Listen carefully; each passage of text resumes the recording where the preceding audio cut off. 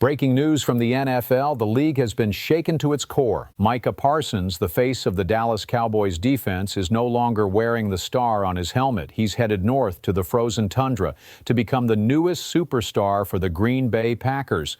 Let's go through the details. Dallas traded Micah Parsons to Green Bay in exchange for defensive tackle Kenny Clark, plus 2 first-round picks, one in 2026 and another in 2027. The Packers wasted no time locking him up with a massive extension. 4 years, $188 million, $136 million guaranteed. That's about $47 million a year. It makes Parsons the highest paid defensive player in NFL history. It's rare to see a generational player moved in his prime. It's rarer still to see him traded to a playoff rival. And yet, that's exactly what just happened. Now let's talk about why this matters. Micah Parsons isn't just good. He's a once-in-a-decade type of player. Since entering the league in 2021, he's racked up Defensive Rookie of the Year, multiple Pro Bowls, and a reputation as one of the most disruptive forces in football. Edge, linebacker, pass rusher, call him whatever you want. He changes games by himself. Quarterbacks feel him before the snap. Offensive coordinators spend sleepless nights trying to game plan around him. For Dallas, he was the heart and soul of the defense. For fans, he was hope. He was swagger. He was the future. And now he's gone. So why did this happen? The reports all point back to one thing: money.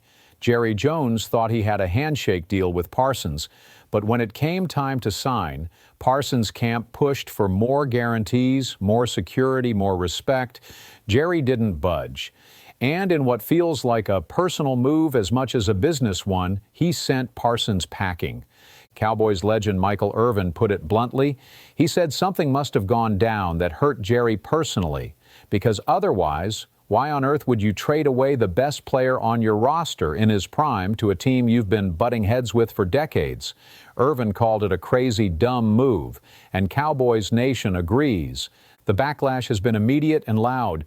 Jerseys burned in the streets, fans flooding social media. On Reddit, one fan wrote, quote, "We're going 8-8 again, aren't we?" Another said, "This is just another day of being a Cowboys fan for the past 30 years. The anger isn't just about losing Parsons. It's about the way it happened. Fans feel blindsided, betrayed, and it's hard to blame them. So what did the Cowboys really get back? Kenny Clark, a 2-time Pro Bowler. Solid in the middle, strong against the run. He'll help shore up the defensive front. And 2 first-round picks. Valuable, sure, but first-round picks don't guarantee you a Parsons-level player. Most never come close. The Cowboys are betting that Clark plus those future picks will give them flexibility to rebuild.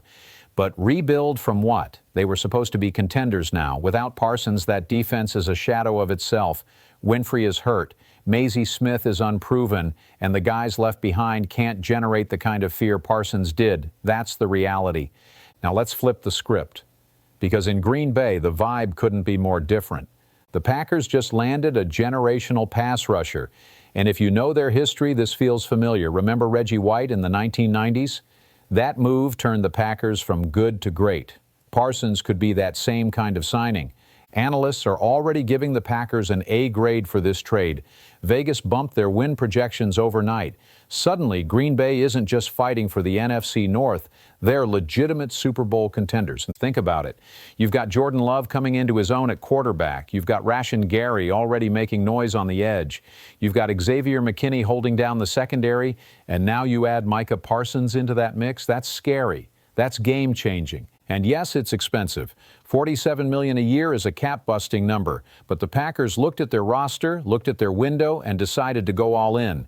And honestly, how could you blame them? This move isn't just about football. It's about identity. Green Bay is saying, we're not just here to compete. We're here to win it all. Now let's talk rivalry. Cowboys-Packers. One of the oldest, most bitter rivalries in the league. The Packers knocked the Cowboys out of the playoffs just last season. They hold a 5-4 postseason edge all time, and now the Cowboys just handed them their best defensive player. Week 4, Sunday Night Football, Packers at Cowboys, Micah Parsons walking into AT&T Stadium in green and gold. Can you imagine the atmosphere, the boos, the chants, the split jerseys in the stands? That game is going to feel like a playoff game in September. And don't forget, Parsons himself is playing with a chip on his shoulder. He's already said he's ready to prove the Packers were right about him. That's motivation you can't fake.